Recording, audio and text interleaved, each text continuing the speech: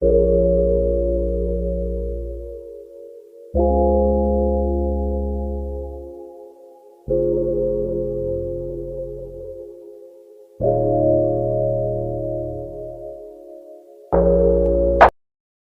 morning, everyone, and welcome to the Hidden Podcast with today's topic prostitution in Guyana.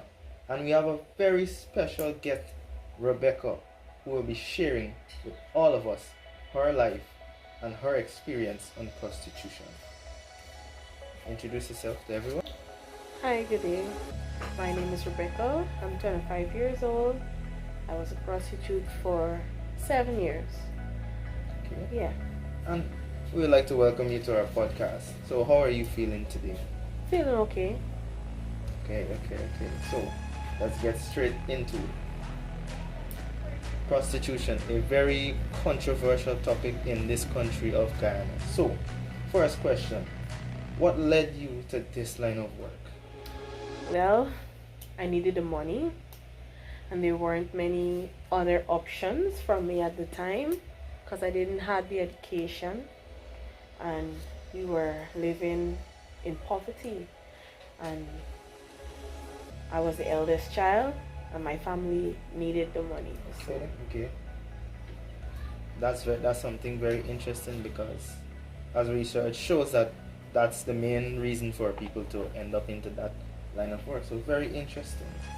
So, how did you feel about the work that you did? it's complicated. I didn't enjoy it, obviously, Okay. but I had to survive. By all means necessary. I was always thinking about my family. What would happen? No food. Without the money, no food. Living will be hard. Okay. And on question of your family, what did your family think of this profession when they found out that you were doing prostitution? Well, it was a very long time before they found out, but when they found out, they were disappointed. First, they wanted to know where this money was coming from, and I had to lie and say I found something. I ventured out into big city to find a job, to get through, to get by, but I didn't want them to know this shameful reality, but they were disappointed and they regret how I achieved this money and so on. They were very disappointed, I guess. Well, I just hope that they are in better spirits as of now. Yeah, they still feel regret, even though it was in the past. They still feel that They hold that onto you. that pain. Okay. So, what were some of the challenges that you faced as a prostitute? Well, on a day-to-day basis, you would deal with different people in the night, and then it's nighttime, and it's men. True. So I would worry about my safety because not all people are the same. Some people are very violent.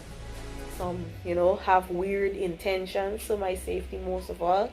I worried about the police because even if you get injured, something happens, somebody attack you, they would not step in because remember, prostitution is against the law. It's wrong. Yes. And it's I illegal. can get jailed even when I'm beaten, and they don't step in.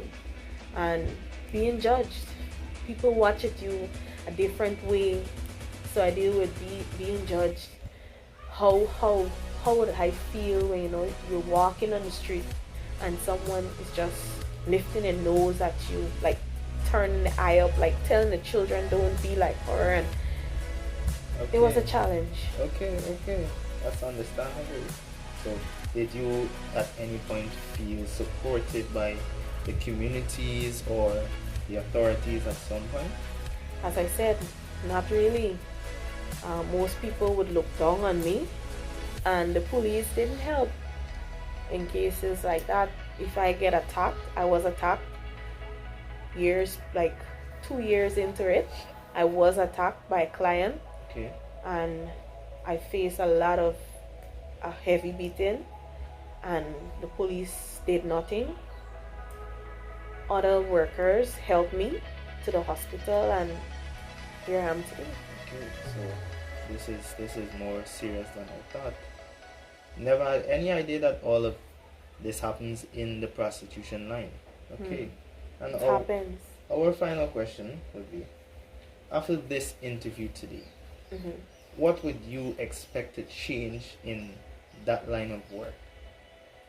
Well, I would say, for me, I'm out of it, Okay, yes, that's true. and but there's still many of those who are still deep within this, still fighting for their family. Some of them do it just because they're living day to day, and I think what I would like to see is access to better jobs Okay. and an access to education, because yes, we're old, we have our shame as well.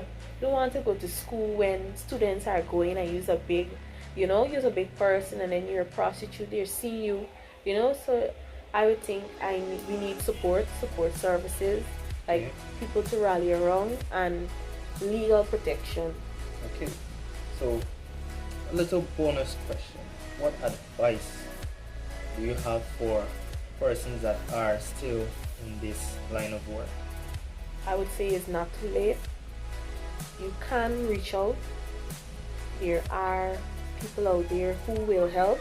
They're few, and I think the government should be one of them that is fighting to help not only some people lend a helping hand, but I want to tell them that it's not too late. You can always go back, face the shame, and get your education and get out.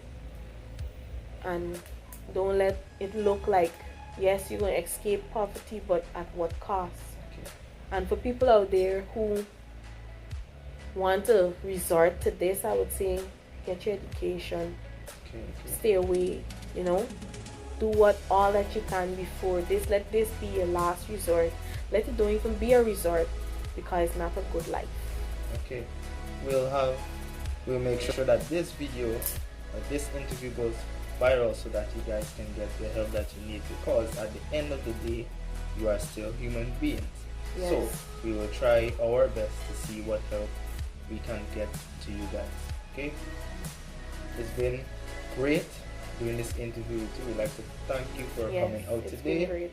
And You're we welcome. hope to see more of you and what this situation has helped not just you but others to do in life. Okay? Thank Okay. you for coming today. Okay.